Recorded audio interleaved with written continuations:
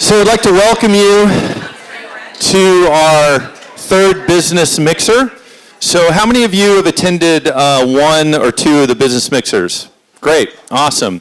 Hopefully you're gaining some value from both the panel discussion as well as the views of the professionals that we have up here. And we're looking forward to this next one today on female leadership in the workplace. But first, I've asked my friend, Graham Daniels, to come in. And Graham, you want to grab a mic there real quick? So Graham, why don't you, a lot of us are familiar with you just teaching up front, but you actually have a different job and a different role. Maybe you can explain what you do beyond just preaching.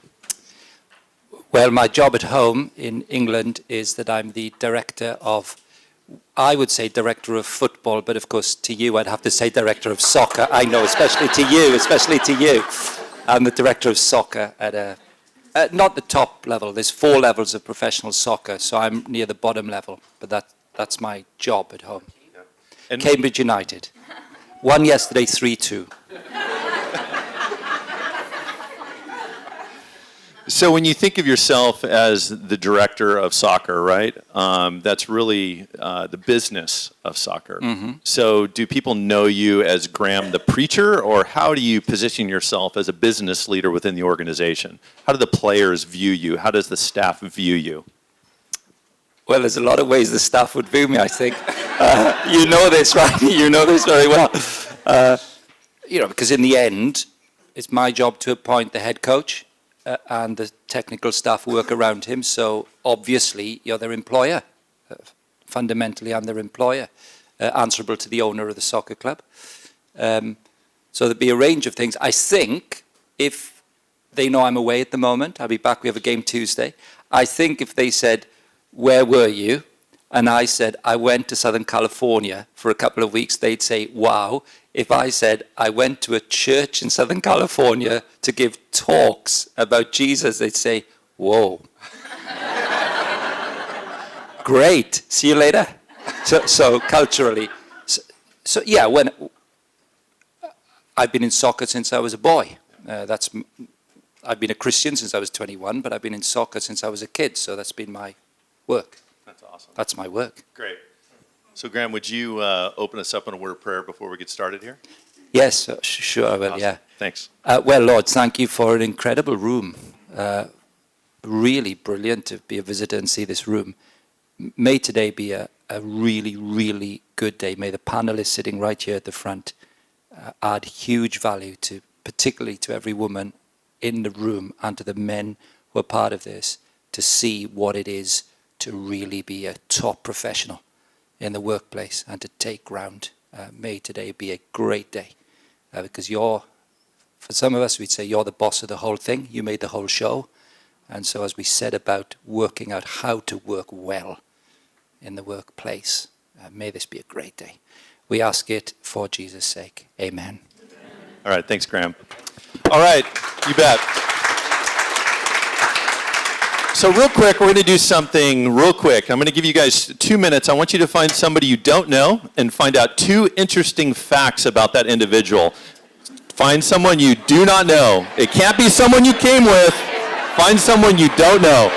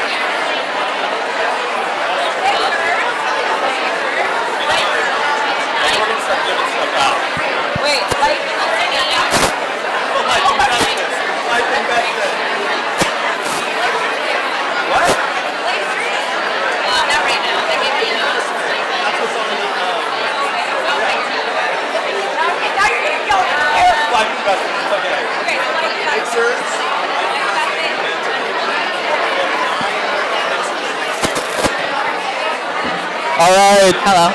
All right, let's find a seat real quick. Let's find out who you met. Hello. All right, find your seat.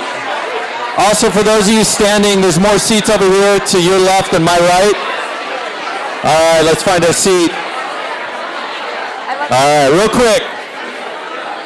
Who wants to share? Who'd you meet? Someone raise their hand. Otherwise, I'm going to call on you. Who'd you meet? This is a business mixer. Okay, wait a minute. We got an individual here. Hold on. Shh. All right, what's your name, bud? Brent? Brett. Okay, Brett, why don't you stand real quick? Everyone say hi, Brett. Hi. All right, Brett, who'd you meet? Matt. Matt. Awesome. And 2 interesting facts about Matt. So Matt is a huge Manchester United fan. Man U fan, all right? And still one. We didn't talk No, 2, man. You got to give it 2. about soccer the whole time. He works for the railroad company. Works for the railroad. Nice. Awesome. Here we go. Story gift card right there for you, my man. Enjoy. All right, someone else. Who'd you meet? Who'd you meet? Anybody over here? Who'd you meet? Right here. Oh, we'll start right here. What's your name? Bonnie. Bonnie, stand up. Everyone say hi, Bonnie. Hi. Bonnie, who'd you meet? I met both of our speakers. Ooh, nice. So give me an interesting fact about Tiffany. She wanted to be a fighter pilot when she was little. Okay. Be ready when she's up here, guys. What'd you learn about Terry? Terry found God through a bumper sticker. Through a bumper sticker. Nice. It wasn't like coexist or anything like that, right? No, okay. So what bumper sticker was it? It's a longer story. Okay, awesome. All right, you know what? You get this bouquet right here. That's right in front of you. You bet. Someone else. Who'd you meet? Back here. What's your name? Yep. What's your name? Shanna. Everyone's Shannon? Shanna. Shanna. Everybody say hi, Shanna. Shanna, who'd you meet? This is Terry. Hi, Terry. I know Terry. Terry lives with refugees from South Sudan. And so what's interesting about Terry? I can say that because I know Terry. So Shanna, come on up here. You get a bouquet. You get a nice bouquet. Come up here. Can you hand that to Shanna there real quick? All right, one more. I'm going to pick on somebody. Joseph, I'm going to pick on you. Joseph, stand up. Everyone say hi, Joseph. All right, Joseph, who'd you meet? Met Michael. Did you just ask his name? Nice, okay. So, what's an interesting fact about Michael, Joseph? Michael has been here for a year. Yep. From Wisconsin. Nice. So are you a Badger fan, Michael? Nice, buddy. Good. All right, give it up, man. Here you go, Joseph. There's a gift card, buddy, Story Cafe. Awesome. All right, so guys, I want to introduce or reintroduce to you, this is Steph Chairs. You bet. Steph is my co-pilot and pretty much owns it. So Steph, you got a few things for us. Why don't you update everyone? So we just wanted to tell you guys about the upcoming things coming up. So first, Business Mixers. We have one next month, Creatives in the Workplace. That's going to be September 9th. And then October 14th is going to be Executives and Family Life in the Workplace. So those are our next 2 Business Mixers. Then we're going to take a little break in November and December. Then we'll start back up in January, and we're going to have 9 mixers. Yes. So you guys Not excited? in the month of January, but we'll have 9 mixers next year. What Jeff said. So, And then the second thing, our discipleship program that's going to kick off called Life Investment Groups. We're going to pair you up with like-minded business professionals who love God, and we're going to do a 5-week Bible study. So we're super excited about that. And then the third kickoff is our mentorship program, where we'll pair you up with a Christian leader in the workplace that you would potentially want to be in. So yeah. So for example, if you're a director in your organization and you're looking to be a vice president, you'd be paired up with a vice president to help guide you in some of those choices or some of those areas that you still need to develop in order to get to that next level. So that's going to be our mentorship program. So cool. Thanks, Steph. No problem. Awesome. All right. So before we get started with our panelists, just do a real quick recap of the last couple business mixers. So the first business mixer was integrity in the workplace. And it was interesting what came from that as we heard from 4 professionals as to how they navigated in their environments really what we heard was really strong P&L management, so meaning that within the organization, you operated just as straight as an arrow, right? But what we also heard was we're seeing a decline in values. So how can we be managing our business internally within the workplace where we're straight as an arrow, but yet some of the choices that we're making outside of the workplace, whether it be company parties or whether it be travel or whether it be at trade shows, we're seeing that maybe some choices that we're seeing a decline. The second mixer that we had was diversity in the workplace, where we talked about the importance of ethnic diversity within all organizations, right? And so what we heard was, there's strategic initiatives within organizations that are coming down, right? But what we're finding is it's kind of it's against this intentionality. So is it an initiative where I have to go and become more diverse within my department or more diverse in my organization? But what we're finding is there's greater value in having intentional relationships. So we can't necessarily think that we can be diversified in a healthy manner without being intentional in relationships. So today what we're going to be discussing is female leadership within the workplace. And that really can encompass a lot, right? And so you're going to hear a lot from our panelists. So the areas that we're going to be addressing is sexual harassment in the environment. We're going to be talking about female suppression in more male-dominant environments. We're also going to be talking a little bit about unconscious bias. So we brought that up in the last mixer, if you remember, right? So unconscious bias is those areas that each one of us experience. We have it's those blind spots that we're making choices. So as an example of an unconscious bias, there's an organization that I worked for in the past, and what we recognized was everybody in a senior position was over 6 feet tall. So think about that, right? How can everybody in a senior position be over 6 feet tall? Again, it leans more towards unconscious bias. So we'll talk a little bit about that today.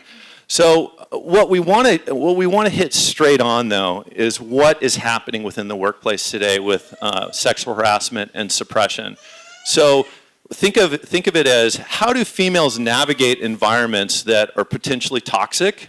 How do females navigate in environments where there's political positioning, and within the positioning it's being held by men? How do females navigate in environments where there's unwanted attention? We're going to talk about that today. So with that, if you can welcome our 4 panelists as they come up here and sit down. Let's give them a hand.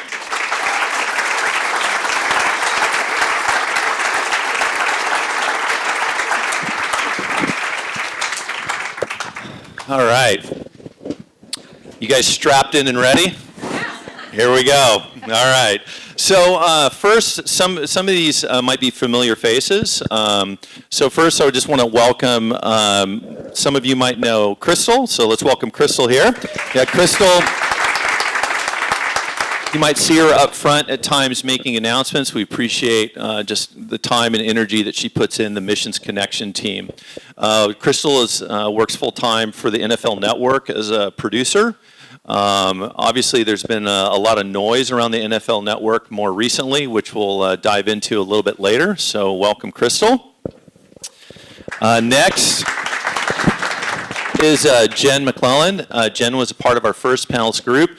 Jen's background, she's worked on multiple organizations, but spent 14 years at VF Corp in multiple positions in finance as well as CFO. Then she transitioned out west. She worked with a local company, Nixon Watches, and worked on their acquisition to a private equity firm. And then now more recently, she's the CFO for Reformation in Los Angeles. So let's welcome Jen. So Tiffany Deneen, really excited to have Tiffany join the panel for the first time. Tiffany's background, which she'll drop into a little bit later, but a lot of experience working with Capitol Hill, working with a lot of congressmen, congresswomen, and so very excited to hear from her and how she's navigated within that space. So let's welcome Tiffany. And then Terry Ruffin, I've had the privilege to meet here. Terry's awesome. I love Terry's heart. She did not come to know the Lord through a coexist sticker. I just learned that today. But Terry has just a heart for Jesus and a heart just to be a woman of God wherever she navigates. Terry's background is working in the medical device field. So we're looking forward to just hearing from Terry the experiences that she's had, both working in senior management positions as well as navigating as a female in her space. So why don't we welcome Terry here. All right. So, let's start with the first question here as we dive into sexual harassment. There's a lot of discussion, obviously, with the Me Too movement. There's a lot more that's coming out within organizations that are cleaning house. We see it, obviously, all over the media. But these ladies have both personal experiences as well as witnessed other experiences. So let's start off first with Crystal. I would say your organization obviously has been in the news a lot more recently, Crystal. So before we dive into that, maybe you talk about what your role is and how you navigate within the space that you're in. Yeah, so like Jeff mentioned, I'm a producer at the NFL Network, and that encompasses a lot of shows, everything from Total Access to 21st in Prime, Power Rankings, all the daily shows that you see on the network. And I also work for CBS Sports, so that's when you turn on CBS on Sundays and those games. So I'm down on the sideline or I'm in the booth. So that's a lot of fun. As far as my roles and what I'm actually doing, people are like, so what do you do? It varies.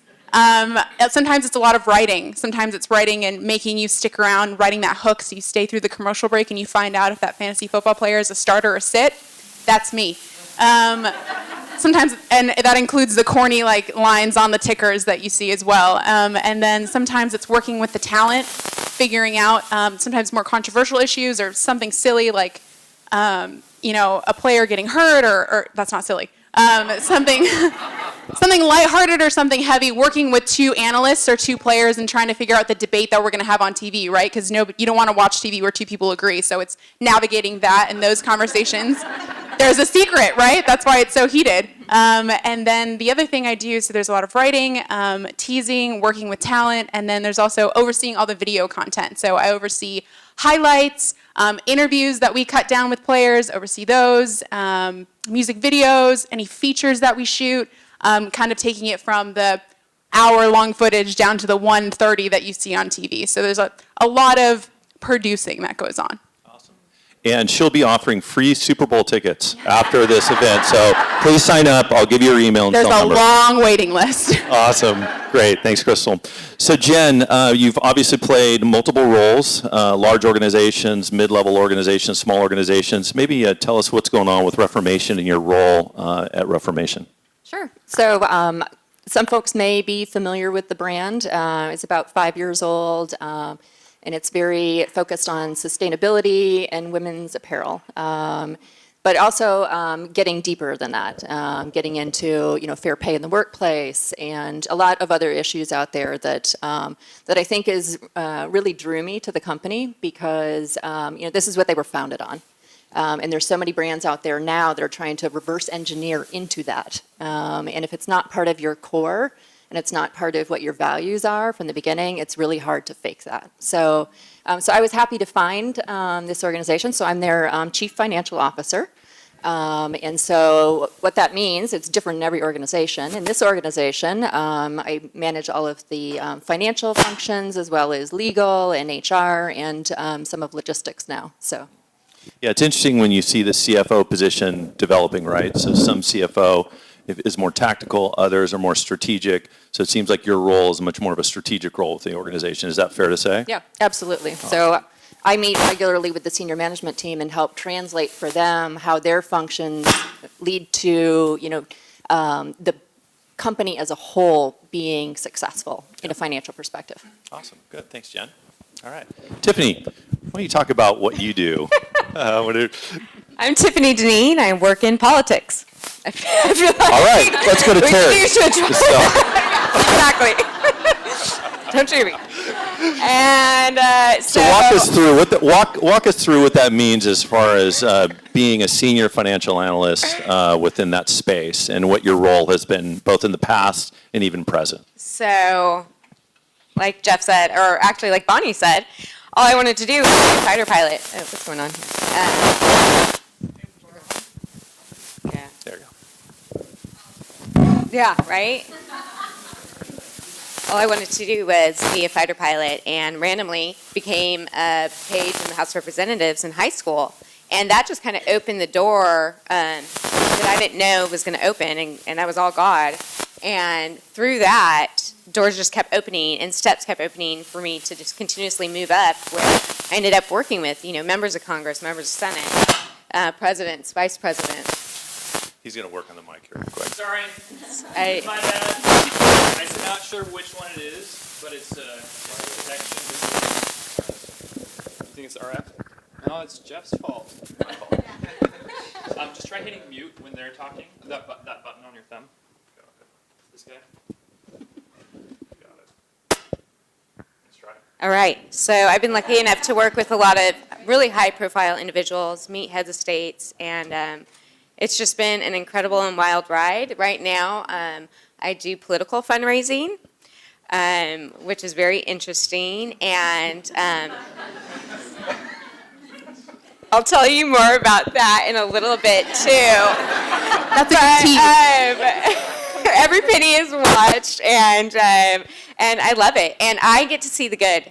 I really do. I get to see a lot of good that's going on in our political world and in America, which, of course, it just must be me. It's your vibe. Which isn't going to sell newspapers or ratings. So, all right. Thank you.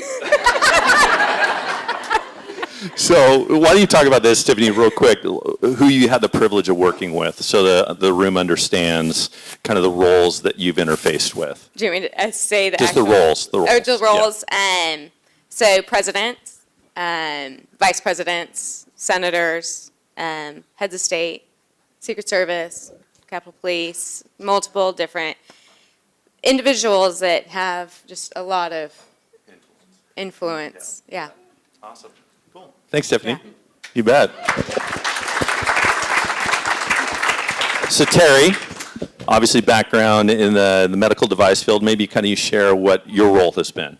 Yeah, thank you. First of all, it's good to see all these smiling faces here, so thanks for being here. I have had a very enriched career in the medical device industry where I've been in marketing roles, product management roles, which what that means is we are the voice of the customer inside the company. We go out and meet with customers and understand, what are their unmet clinical needs, and then I'm the voice back into the organization to help work with the engineering teams to develop those solutions. So I've had the privilege over the course of my career to do a number of med devices, starting with orthopedics. How many of you have somebody in your life or you that have had a total hip or knee joint? Yeah. How about a broken femur? How about a cochlear implant? A cochlear implant is probably one of the most fulfilling implants I had a medical device I had the privilege to be a part of because it restores hearing to the deaf. So it was a very fulfilling to be a part of that journey with patients. I've also worked in, how many of you know somebody that has a pacemaker or defibrillator inside their chest? So I've had the privilege of being a part of something across all gamuts of different sectors within the medical device industry, all in marketing. And over the course of the career, I've grown into marketing leadership roles, which is a privilege to me because I get to then lead teams to be a part of something that really has life impact on patients. So now I'm working as a consultant for a small med device company, doing the same kind of thing, is trying to help them commercialize those products. Thanks, Terry. All right, so let's dive into the subject matter here. So, Crystal, obviously, NFL Network has been in the news more recently, especially around sexual harassment. I know that 7 individuals had lost their jobs most recently. Maybe you can talk, not necessarily about them, but what has been your experience as you've seen the culture and the challenges that you faced and the organizations face dealing with sexual harassment? Well, I will kind of address that issue because it's very in our face right now. If you don't know what I'm talking about, I'm not going to go into detail, but Hall of Fame football players, high-profile guys that are on our network were exposed in a very public lawsuit for sexual harassment for several women in the workplace, and they were sending very explicit text messages, videos, groping these women, just the most awful things. And so what the NFL Network did is suspended those individuals. They removed them from the toxic workplace, but the workplace is still very toxic, right? And what happened after was we all went into a room, sat down, and watched, HR put on a presentation and what's acceptable and what is not acceptable. And it just totally didn't work. Right? Who's surprised, right? Because what did we really need when that went down? I know I would have benefited from counseling because those men that were suspended and that were called out for these accusations, I was very close with 2 of them. So the things that happened to those women very easily could have been myself. So I was in a state of shock. And so I needed counseling. I needed someone to hear me out. I had a lot of questions, but what they did was they brought us all in a room, put on a slideshow and said, you cannot compliment a woman on her shirt. You cannot say that he looks nice today. Like, took it to an extreme. So now it is just very laughable at work. We walk around, we're like, I want to tell you have a nice haircut, but I can't. And so we are left with, and then it all blows up again in the past week where the NFL says that they are definitely going separate ways with these individuals. And we're all just kind of looking around like, yeah, that happened and yeah, nothing's changed. And so I sit there like, okay, I had interactions with these men. What would I have done if it had come my way? And earlier in my career, when I was a little younger, not too long ago, I should preface, I have 7 years at the NFL Network. This is my 8th season. So very early on, when I was about 22 years old, fresh-faced at the NFL Network, about my 2nd season, I had gone in there, and if you were at the last panel, I mentioned the advice that I received stepping into this environment was that I was going to have to sleep my way to the top. I was going to have to sleep my way up to a promotion to get to anywhere I wanted to be in the television industry. But I went in guns a-blazing, and I was like, no, I'm Crystal, and I've got a purity ring, and I love Jesus, and it's going to be great. And that kind of worked, but behind my back... But what was happening behind my back is any relationship I made with a male, because again, let me remind you, I'm at the NFL Network, so the ratio is like 25-1. So yes, most of my friendships were going to be males, and there are some times when I was working in the morning show, I was one of 3 women in the building. So, sorry, I made a friend with someone of the opposite sex, and I found out that people were talking about us behind our back and saying the most awful things, like, they're sleeping together, he's gonna get her in bed, all for having a friendship with someone. And so once I had heard these hurtful things that were being said about me, I kind of put on my big girl pants, and I was more vocal about my faith, was more vocal about my purity ring, and kind of gave the, like, if you say that stuff, I'll slap you in the face kind of approach. And I thought that was working, right? Like, I gained respect because I knew what I was doing, and I thought over time, experience, like years later, like people would stop talking, and then I was texting with that friend this morning who has grown to be my mentor. We're still really close. Yes, he is a male, and I told him, I was like, I'm going to be sharing today about what people used to say about us when I first started, and he was like, I hate to be the bearer of bad news, but someone just said the exact same thing about us on Friday.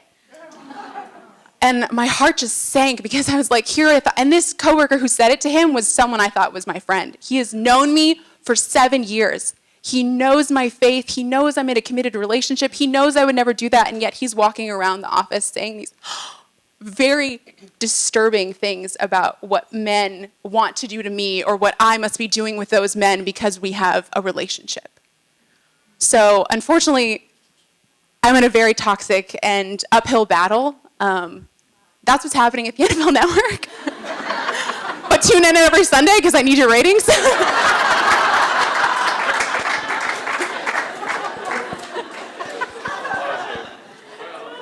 Over to you, Jeff.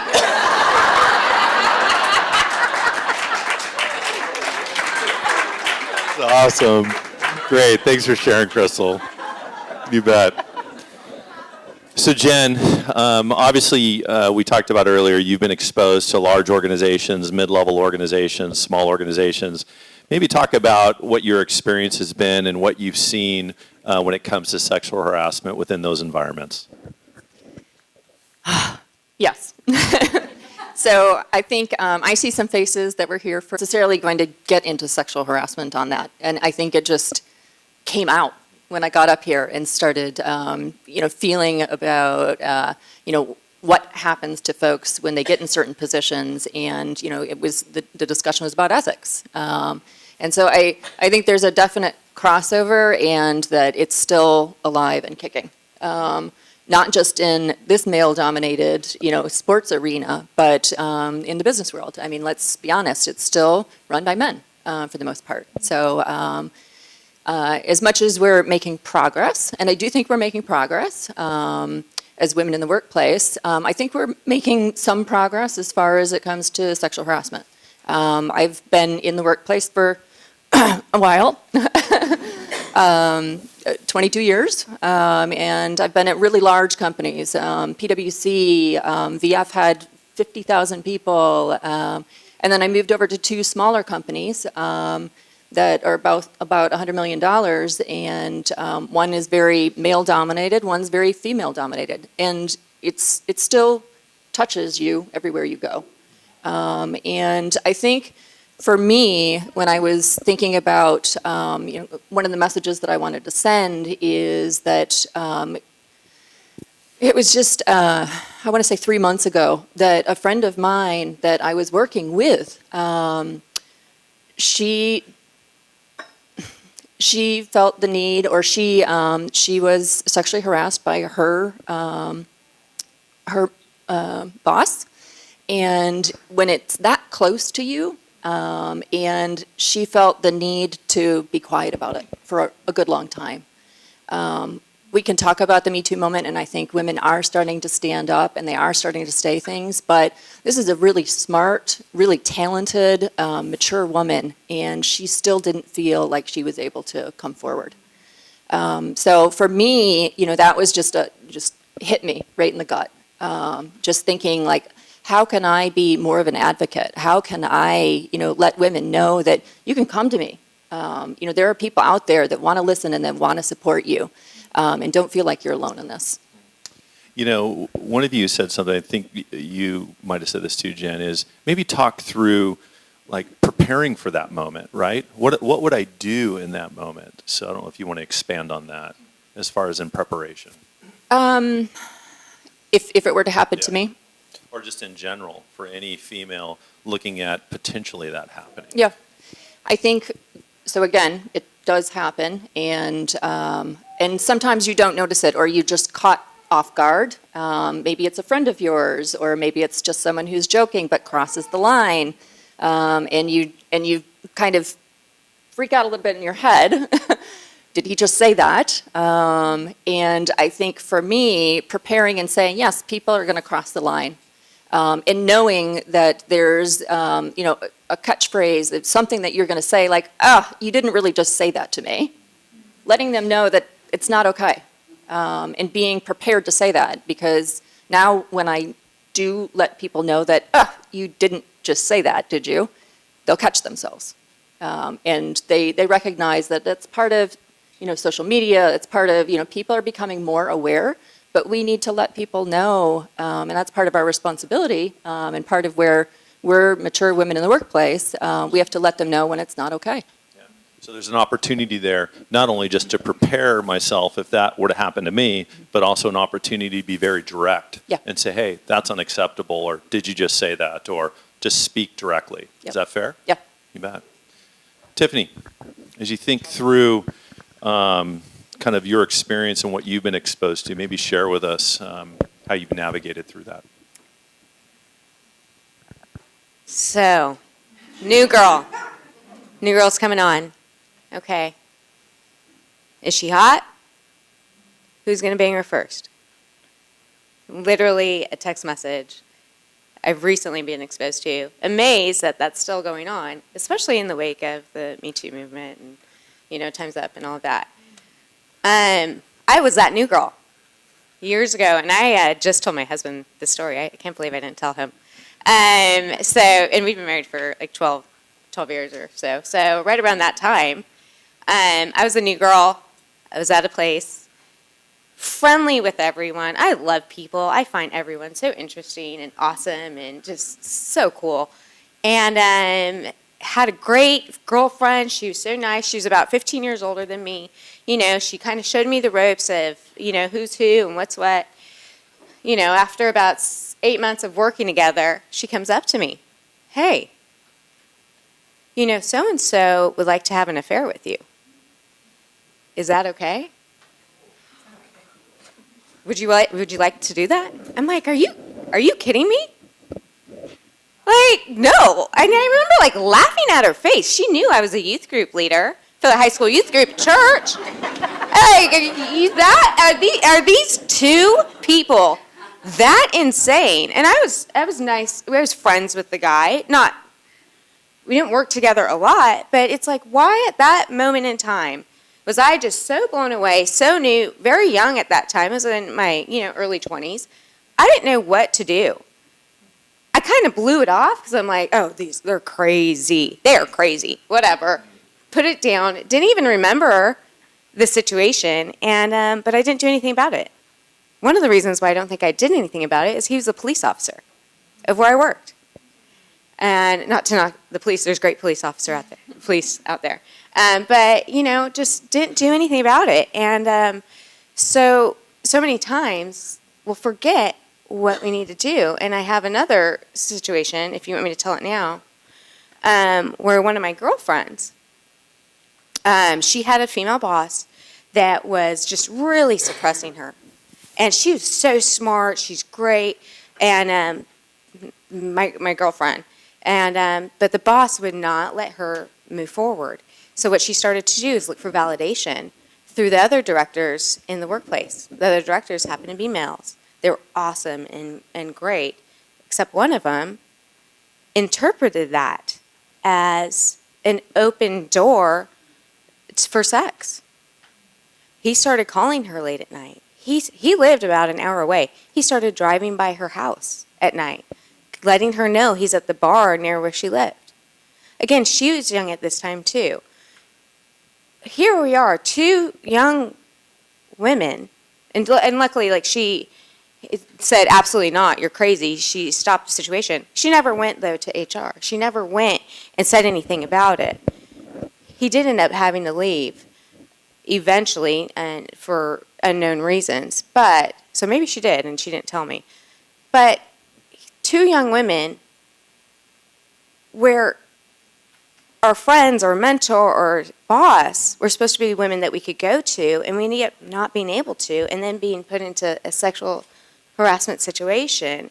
And it was just so bizarre in different situations, and every situation is so different. But there are a lot of victims out there, and you never know who it is, if it's your mom, your sister, or whoever, but it's still there. Yeah, that's awesome. Thanks for sharing, Tiffany. You bet. Terry. Yeah, I think about it. I mean, I have been in the workforce 22 years and then some. And I started in the medical device career at age 5 is where I'm starting. And highly male-dominated. In fact, I was one of the few at the very beginning. This was many years ago. And I witnessed a lot of bad behaving men and just kind of grew accustomed to it because it started at the top. Our president was having an affair with one of my colleagues as a product manager, and you watch that go on and nothing is addressed, and so you just kind of keep your chin down and do your work and whatever. And there was, I had a doctor once literally drop his pants on a rafting ride. And I was stunned, but nobody in the raft did anything about it either. So I tell you all this because as I transitioned through my career at this one company where I spent 23 years there, and honestly, I did have a great career there. So I would go down on the production floor and get whistled at because I was going down to meet with the men that were producing the products that I was ready to launch. And I don't know too many women that enjoy being whistled at. It's quite embarrassing, and you don't know what to do with it, but you endure it. And fortunately, I was able to build relationships, which was what I'm about, with these men and help them understand the product and how it was going to benefit people. And we actually became a team. So that's a success story. But I tell you all this because the pivotal situation that happened to me is when I finally created my voice, that I realized that this is enough. And it happened when I was recruited into another part of the company to launch what's even today a very large, it was a very successful platform launch. And I was 2 weeks into the job, and we had a design meeting every week, and we had the 2 designing surgeons come in, and we had a whole room of engineers. And then there's Terry. And I was the only female in the room. We had like 20 people in that room. And they were introducing me to the designing surgeons, and honestly, to tell you this now makes my heart race. I've been around men worked with them, and I'm a good sport, and especially when you can develop relationships. Not that I'm saying you endure things, but you understand when things are not directed at you and whatever. And this doctor told a joke that was so offensive I could hardly breathe, and no one reacted. In fact, they were laughing, and it was obviously directed at me. And they were looking to me on how am I going to address this, and I sat there. I was not going to leave the room because I was like, I'm not going to cave into this, but this is not okay. And so afterwards, I talked to my husband about what happened. I decided I'm working for the wrong company at this point in my career. I need to leave. And so I met with my boss the next day, who is a wonderful man and a dear friend of mine today. And the reason why I tell you this is because it's about the relationship for me. That's how I deal with it. And even today, I feel so blessed and so fortunate to have the career that I've had over the course of my career that I want to be that person for people, like people here. If my experiences help people in some way, then that's my mission. That is my ministry. And so by talking, I sat down with this person and said, you know, if your wife had been in the room, you would have decked him. And yet you laughed, and everybody laughed. And so I felt very alone. And I say this, like, throughout my whole career, I felt celebrated most of the time. But I can tell you, that moment, I never felt so female in my life. And I'll never forget it. And I finally stood up and said, this is enough. And I told this person, you've got the wrong person, and I'm giving you my notice. Well, he was flabbergasted, and he was embarrassed. And to make a long story short, we were able to work things out. It was difficult, though, because whatever we did, obviously, it was going to point back to me. And how am I going to be a part of a team that didn't naturally think of me as a team person? That's really my goal. And that's what's wrong with all this that goes on, is we want people in our work environment, the men that are leading it, which it is mostly men even today, think about we're a person. Just think of us as a person, the talent that we bring, not about that we're female. And I realize that that's probably high level thinking, but I'm hoping at some point we can get to that point, because it's, you know, it's a dream, right? But at some point, that's where I don't look out and think about people whether they're male or female. It's about who they are as a person, and that's what I bring value. And I hope someday, you know, we can get to that place in society. So I tell you that story to hopefully encourage you and to speak up in a way that allows you to be true to yourself, but also doesn't allow them to get away, and that things change as a result of you speaking out. Awesome. Thanks, Terry. All right. Pretty heavy discussion, right? That's just the reality. That's the reality of what we're navigating in as businessmen and women. Some obviously more senior in the position. Some environments more toxic than others. Some healthy environments as well.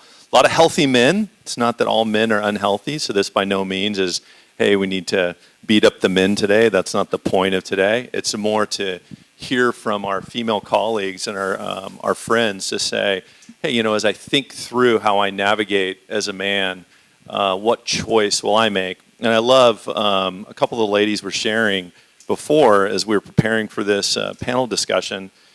A couple of them said, you know, we really need to think through as women, if and when this were to happen to me, how can I be prepared? And so that I know what my response is going to be. Now, on the male side, it's interesting because I had a little bit of a similar experience from traveling with a boss that I admired. He was amazing as far as very strategic in his thought process, and someone that I really enjoyed being with and learning from.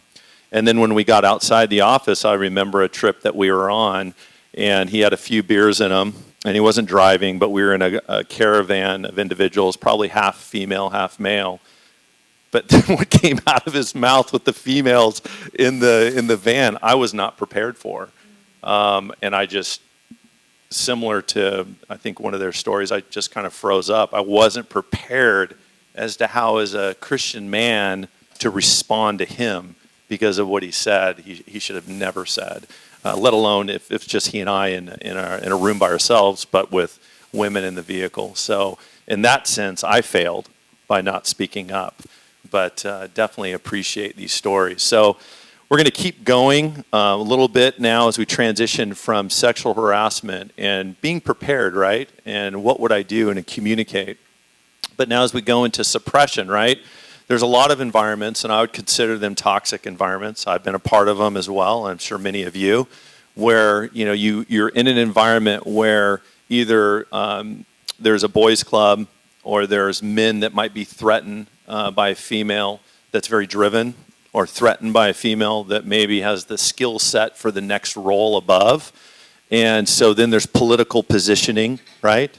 To keep that individual down, to keep that individual from getting notoriety, keep that individual from having a voice. So that's what we're going to transition to now. As far as experiences in female suppression, specifically in more male-dominant or toxic environments. So maybe you'll start with you, Crystal, as you think through that. What areas, when you think of suppression, right, whether it's your career or individuals that you're aware of, what has been the experience? So it's something as simple as, hi, I'm Crystal, I work for the NFL Network, and they're just like, feel the need to quiz me on everything about Tom Brady's career because I'm a female. Like, just because I'm a female, I don't know anything about football. So it's this constant having to prove myself. I am worthy of being here. I have spent the time in the film room. I know the statistics. I can produce just as good of a TV show as you can. And you've never been in an NFL huddle either, so here we are. And it goes even further, right? So a male will post something on one of our articles on NFL.com or on Twitter. We'll post a take, was what we call it, or some sort of opinion. And people will pick them apart, right? But if I do the same thing, people will pick me apart and throw my gender in there. This girl doesn't know what she's talking about. Get women out of football. Put her back in the kitchen. And this isn't just football, right? Like, we have female architects. Do you know how to, things like that. This is in every male-dominated industry. If you're a woman, you have to constantly prove that you are worth being in that room, that you know what you're talking about. And it sucks. And maybe we fall into that unbiased, mindset, but that's what we got to turn off. Men, you got to start looking at us as just another person. And women, you are worth being there, and you do know what you're doing.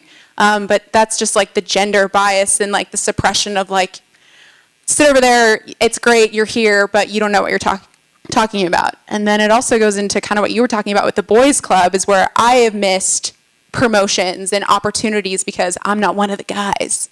And I won't go to the strip club after the playoff game, or I won't, go to the bars. So let's not take Crystal to the Super Bowl. Let's take this guy, because he'll bring the booze and he'll get the hookups. And so it's extremely frustrating to not be promoted or not get those opportunities purely because I am female. And I guess you can kind of feel the resentment in my tone. I'm sorry, it is not any of your fault. Maybe the men should exit right now, just real quick. Great, thanks, Get Crystal. real. Jen, talk about kind of what your experience has been as it relates to suppression. I love the story you were chatting about when the one coworker came to you. Actually, quite a few coworkers. But I think that as you take on a leadership role and you, what I found is moving into a new organization, I was amazed at the number of women that reached out to me immediately and said, oh my gosh, we're male dominated. I'm so glad that you're here. Can we start a women's group? So it was because having a woman in a senior level position, they just found safety. Yes. I've got to come to you, and this is what's going on. Yep. Which was great. And you take that time to try and digest, what's going on in the organization. And I will say that, for the vast majority, I was really happy with the organization. I never had sexual harassment, encroached on me while I was there. But there were cases of suppression, I would say. And I think that when I took a step back, I didn't even take a step back, I answered immediately. And I said, we're not going to form a women's group. That's just not my style. And I think we were talking about this earlier is I think as we think about how to support each other, how to support women, how to think about this challenge, I think the last thing that we want to do is make it divisive. Because it's not necessarily the men in this room, but you get emotion going, and you see this group out there, and when it's a group, it's us versus them. So what I've been trying to do was, when folks reach out to me, or even just, kind of under the radar, letting folks know, like, I'm a person too, and, I want to get you to know you as a person, and I'm approachable. I can be your advocate. Whether it's business, whether it's making sure that you get the fair shake at the next promotion, to go on a project, whatever it is. I think that was the key for me, is to make it so it's not an us versus them environment. Awesome. Thanks, Jen. Tiffany, can we talk about kind of your experience as it relates to on the suppression side as far as navigating as a female? So I was working in an amazing environment that was so healthy, lots of equal pay, encouraging for the females. It was great. However, this wonderful gentleman standing back there surprised me with a pregnancy and didn't tell me. So very fearful, working on elections. That's every 2 years. Every 2 years. You don't know if you're going to get rehired. You don't know what's going to happen, okay? So being pregnant and feeling like, okay, maybe it's just time for me to leave politics. Let's jump ship. I went to a different organization, informed them upon hiring process that, yes, I am pregnant, elephant in the room. And, and once I had my baby, it was agreed upon that I would be able to telecommute part of the time. Well, throughout my experience of working at this organization, there was a lot of female suppression. And so much so that there were times where I would be working and they would expect me to work until oftentimes 2 a.m. in the morning. There was one time where my husband called in and is like, why is my wife having Braxton Hicks contractions and she's still working at this time? And this was 5 days before the baby was due, working until 2 a.m., all morning long. To other instances of women being pregnant, being out in 100-degree heat with high humidity levels, and us having to get the chairman of the board involved and speak to the other board members of the organization. And even one time, my husband had a call, which is crazy. This is my husband having a call in this day and age on my behalf and on the other people's behalf and say, hello, board members, do you see what's happening here? Here's this director that is leaving these girls. He's totally gone. He's out at the bar right now. And to this work. And I had my baby. Oh, sorry, you cannot telecommute anymore. That was never agreed upon. You get to work part-time. My husband was going to school at this time. I was a breadwinner. Talk about craziness. We were very vocal about it. He ended up getting handled very quickly. And I decided, you know what, this is so corrupt, I'm going back to politics. And so I did, and here I am, and I love it. But I had reached my 30s, and I don't know if that has anything to do with it, or pregnancy, or just my experiences over time. But over time, I did find my voice from earlier before, where I didn't have that voice, and I was able to find it. I was able to speak up. My husband was able to also be a voice. Thank you very much. And so, yeah, that was my experience. Good. Thanks, Tiffany. Terry.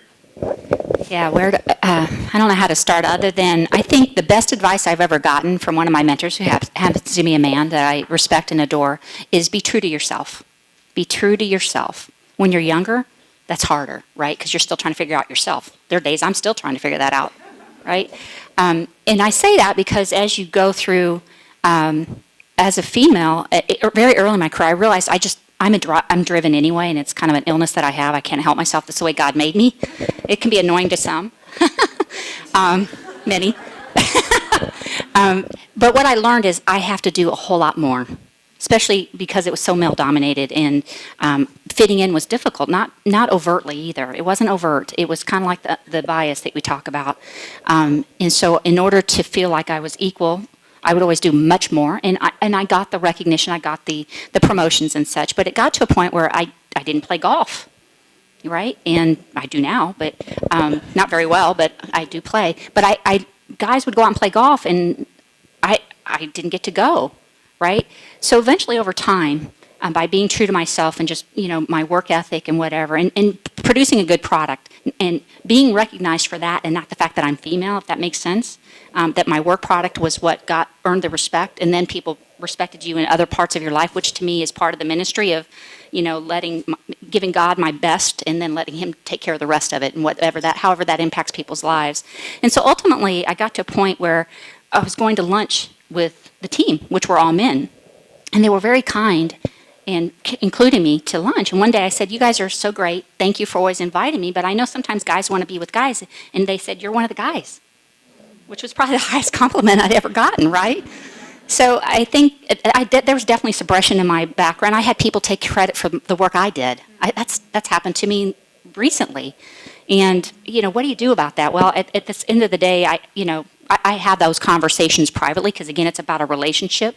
I'm not a grandstander, so it's difficult for me to do that. But I do address it. And, if for any of you that are experiencing suppression, find people that in your workplace where you connect with them and you earn a trust and respect with them, and talk to people about these situations. Because I think what I learned as a leader, especially a female leader, is I always want to advocate for women. And for those women in the room, you understand there's some women that are very much your advocates, but there's also some that are the worst. They're not representing you. And so I'm very careful about if I'm going to mentor and get a woman promoted and get them visibility, which is my job as a leader, is to help them have exposure, that they earn the right to have that because of the work they do and not because of the female part. The female is the icing on the cake, if you know what I'm saying. And so I try to be that for people, and I actually had men occasionally be that advocate for me, which helped my career advance as well. Great, thanks, Terry.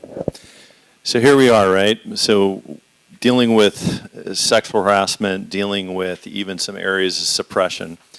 But each one of you obviously have proclaimed a faith, and each one of you in our time together and working with Steph, you've communicated, you understand where your identity lies, right? And so each one of you are strong women on behalf of the Lord as you're driving on behalf of the Lord and being that example of Christ in your workplace. What if there's an individual sitting with us today that maybe is experiencing a level of sexual harassment or unwanted attention? Maybe there's someone here today that is feeling as if they're being held back professionally. What would your challenge be, or what would your encouragement be to them? Maybe start with you, Crystal. My mom always tells me, God will avenge for you. And I totally believe that. Because God sees everything, and he hears everything, and he knows my best interests, and he knows how talented I am, and he knows how passionate I am about these jobs, and he knows where I want to go. So I just rest in that promise. I'm like, God, they did me wrong, or this producer dropped the F-bomb at me, or he made me feel like this big today, but I just have to release it because, yes, I could go to HR, but I've had awful experiences with HR. I hope your HR department is fantastic. Pray for your HR department. They've got insane decisions to make. No, seriously, add them to your prayer list. Everything I say is hilarious. Okay. No, but just if that's the one thing you take away today in whatever workplace you're in. But then I would also say to the men or the women, I have to rely on a lot of men where I work because it's just the reality of the situation. I walk into my morning meeting on Monday and there's 22 men and myself. So if there was a comment that was made, I would rely on the men of faith to stand up for me and say that wasn't okay. And it doesn't have to be some grand thing in front of everybody. It's pulling that individual aside